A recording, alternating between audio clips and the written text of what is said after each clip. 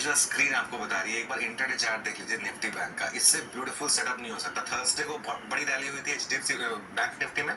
Friday को एक बार positive खुलने के बाद थोड़ा नीचे आया और वहां से देखिए वन वे रैली और डे हाई पर जाकर हम ऑलमोस्ट बंद हुए। ऑलमोस्ट डे हाई पर जाकर हम बंद हुए हैं बैंक निफ्टी पर। और ये 2 दिन का चार्ट है बैंक निफ्टी का। ये देखिए, ये बहुत शानदार चार्ट है। मार्केट में हमेशा मौके आते हैं। पिछले हफ्ते तक क्या व्यू था कि बैंक निफ्टी को अकेला छोड़ दीजिए।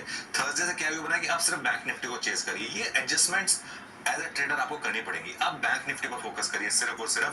यहाँ पर फर्स्ट रेजिस्टेंस है आपकी 49,350 टू 49,400। मुझे हैरानी नहीं होगी अगर ये रेजिस्टेंस लेवल आज हिट हो जाए तो, ये ऑप्शंस के हिसाब से। और उसके बाद बड़ी रेजिस्टेंस आएगी आपकी सीधा 49,900 टू 50,000, जो कि आपका ऑल टाइम हाई का जोन है और जो इवन नंबर 50,000 का है बेसिकली। और मुझे लग भी रहा है कि 50,000 तक जाने की तैयारी हो रही है बैंक निफ्टी पर। यहाँ सपोर्ट कहाँ पर है? पहला सपोर्ट है 48,600 टू 48,700। फ्राइडे का लो, वैसे मुझे लगता नहीं कि ये जोन आपको मिलेगा वापस। और बड़ा सपोर्ट है 48,350 टू 48,500 पुट राइटर्स के हिसाब से। वो तो मुझे लग रहा है आप भूल ही जाइए कुछ टाइम के लिए। बाइंग कहाँ करनी है? 48,900 टू 49,000 का जो जोन है, ये बाइंग का जोन है। 50-60 पॉइंट ऊपर भी मिल जाए तो मेरे ख्याल से आपको रुकना नहीं चाहिए। और एड जोन है 48,700 टू 48,800 का। और एक बहुत स्ट्रिक्ट स्टॉप लॉस रखे 48,600 का बैंक निफ्टी में, क्योंकि मुझे नहीं लगता कि अब बैंक निफ्टी उस लेवल को रिविजिट करेगा इस हफ्ते। तो एटलीस्ट मुझे लग रहा है कि बैंक निफ्टी अपना जो अनफिनिश्ड बिजनेस है ऑल टाइम हाई का, उसको हिट करेगा। तो इसके लिए बैंक निफ्टी पर मैं अब ज़्यादा पॉजिटिव हूँ। 2 दिन से हूँ। और अभी भी इस हफ्ते मुझे लग रहा है कि बैंक निफ्टी आउट परफॉर्म करेगा निफ्टी को। पूरी तरह से तैयार है आउट परफॉर्म करने के लिए और ये निफ्टी को भी पीछे छोड़ता हुआ दिखाई देगा। बस आप कुर्सी की पेटी बांध के बैठिए, क्योंकि यहाँ पर अब वो वन वे तेजी की तैयारी होती हुई दिखाई दे रही है। एटलीस्ट डेटा पॉइंट्स ऐसा ही सजेस्ट कर रहे हैं। अनुज, इस बीच फिर बिग स्टॉक्स के लिहाज से आपने आज के लिए क्या आइडेंटिफाई किया है, किस पर नजरें हैं आपकी? देखिए, आज तक बिग स्टॉक में आज मैं काफी स्टॉक्स लेके चल रहा हूँ। मैंने डीवीज लैब्स जानबूझकर नहीं लिया, क्योंकि एक तो ये शायद एक कयास लग रहा है कि इंडेक्स से बाहर हो जाएगा, और दूसरा इसलिए कि फार्मा नंबर्स ना काफी वोलेटाइल होते हैं। इसके लिए मैं डीवीज को नहीं लेके चल रहा हूँ, वरना मेरा मन था एक बार डीवीज को भी लेके चलने का।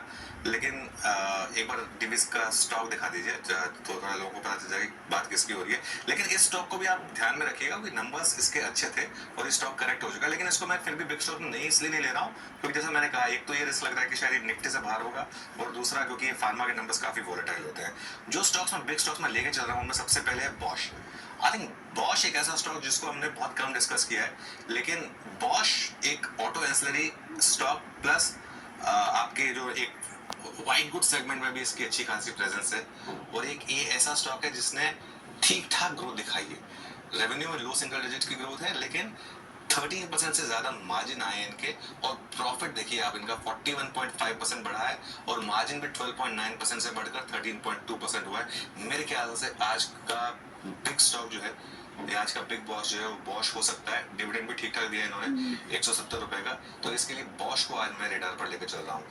इसी स्पेस से ऑटो एंसिलरी स्पेस से अशोक लेलैंड पर नजर रहेगी। अशोक लेलैंड के नंबर्स के बाद मैं व्यूज देख रहा था। इस स्टॉक ने काफी तंग किया लोगों को, लेकिन अब फाइनली स्टॉक में मोमेंटम आया और सीएलएसए ने यहाँ पर एक बाय की रेटिंग दी है और इनका प्राइस टारगेट यहाँ पर 258 रुपीज पर शेयर है। और मार्जिन में इंप्रूवमेंट हुई है, प्राइसिंग अच्छी दिख रही है। यहाँ पर ग्रॉस मार्जिन 379 बेसिस पॉइंट बढ़े हैं, ये एक अच्छी चीज है बॉश के लिए। तो ये एक अशोक लेलैंड के लिए। तो ये दूसरा बिग स्टॉक हो गया हमारा। तीसरा बिग स्टॉक हमारा यूनाइटेड स्पिरिट्स, कई बार आया है ये रेडार पर। और देखिए, यूनाइटेड स्पिरिट्स में कई लोग कहेंगे कि नंबर्स शायद उतने अच्छे नहीं है, लेकिन अगर आप इंटरनल्स देखेंगे ना, इंटरनल्स बहुत अच्छे हैं इनके। पहले तो देखिए, जो सेल की एक्सपेक्टेशन थी उससे करीब करीब 100 करोड़ की बीट है। प्रॉफिटेबिलिटी में बीट नहीं है, प्रॉफिट उतना ही आया है जितना एक्सपेक्टेशन था। अब मैं उस पर आता हूँ थोड़ी देर में, ठीक है। और इवन EBITDA भी जितनी एक्सपेक्टेशन थी उतना ही है, उससे थोड़ा कम ही है। तो मैं क्यों उसको ग्रीन में लेके चल रहा हूँ? क्योंकि एक रीस्ट्रक्चरिंग हुई है जिसकी वजह से इनका एक 31 करोड़ का एक वन टाइम लॉस है। प्लस अगर आप वॉल्यूम ग्रोथ में जाएं, पॉपुलर सेगमेंट में वॉल्यूम ग्रोथ 0 to 1% है। 0 to 1% का अनुमान था, उसके सामने 4% आई है। और रेवेन्यू ग्रोथ जो गिरनी थी उसके बजाय ग्रोथ आई है। तो इसके लिए, और इवन जो दूसरी सेगमेंट है वो आई थिंक हमने मेंशन नहीं किया, उसमें भी ठीक ठाक नंबर्स आए। तो इसके लिए मैं यूनाइटेड स्पिरिट्स को ग्रीन में लेकर चल रहा हूँ आज। और एक फाइनल बिग स्टॉक जो मेरा है वो है एबी कैपिटल।